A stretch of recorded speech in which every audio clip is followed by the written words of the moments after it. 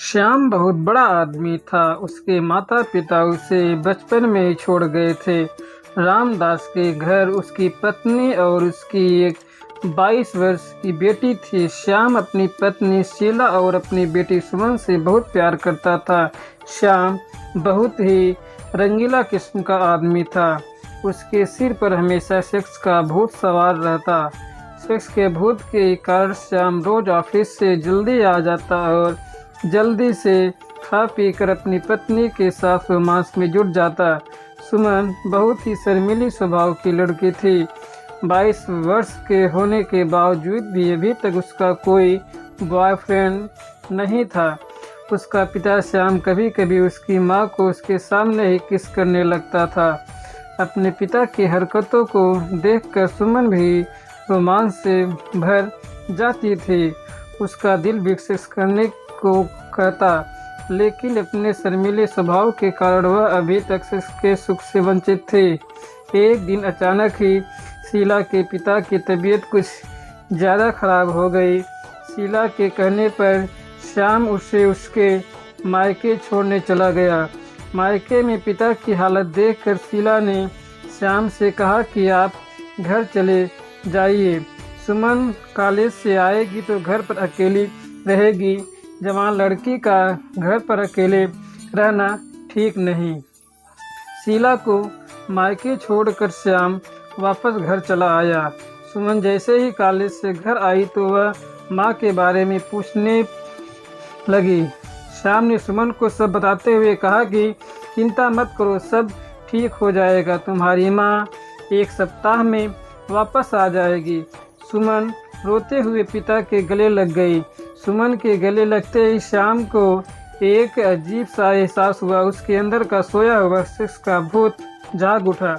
उसकी बेटी में उसे अपनी पत्नी नजर आने लगी थी। उसने किसी तरह अपने आप को संभाला और सुमन को रात का खाना तैयार करने के लिए बोल दिया। सुमन किचन में खाना बनाने चली गई और इधर श्याम बाथरूम में जाकर हंसमैथुन करके खुद को शांत किया। कुछ ही देर में रात के 9 बज गए। खाने के बाद श्याम और सुमन अपने अपने कमरे में सोने चले गए। रात के 12 बज गए थे, लेकिन श्याम को अभी तक नींद नहीं आ रही थी। उसकी वासना अब चरम पर थी। 4 बार हंसमैथुन के बाद भी वह अपनी अभी तक संतुष्ट नहीं हुआ था। वासना के बस में होकर श्याम अपनी बेटी सुमन के दरवाजे के पास पहुंचा और दरवाज़ा खटखटाने लगा। सुमन भी अभी जाग ही रही थी।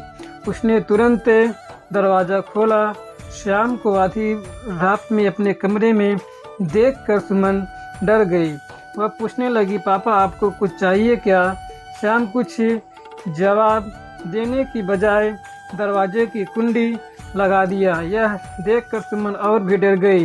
वह श्याम से फिर बोली, पापा आपने दरवाज़ा क्यों बंद कर दिया?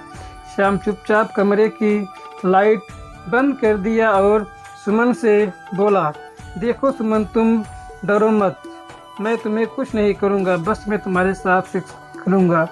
श्याम के मुंह से सेक्स की बात सुनकर सुमन अवाक रह गई। श्याम ने फिर कहा, देखो सुमन, डरो मत, यह बात सिर्फ हम दोनों के बीच रहेगी, तीसरा और कोई जान नहीं पाएगा। सुमन मुस्कुराने लगी। सुमन भी सेक्स की भूखी थी। सुमन बिस्तर पर लेट गई। श्याम सुमन के दोनों जांघों के बीच अपना मुंह डालकर सुमन की योनि को चाटने लगा। सुमन 7वें आसमान पर थी। उसे बहुत अच्छा लग रहा था। लगभग 30 मिनट तक चाटने के बाद श्याम ने अपना मोटा हथियार सुमन की योनि में डाल दिया। सुमन का यह पहला सेक्स था, इसलिए सुमन दर्द से छटपटा उठी। सुमन तेज से बोली, पापा अपना मोटा हथियार बाहर निकालो, मुझे बहुत दर्द हो रहा है। श्याम ने बिना रुके धक्के लगाना जारी रखा। लगभग 5 मिनट के धक्के के बाद सुमन को भी मजा आने लगा था। सुमन अब श्याम का पूरा साथ दे रही थी। उस रात से अब जब भी श्याम और सुमन घर पर अकेले होते हैं, दोनों खुलकर सेक्स का आनंद लेते हैं।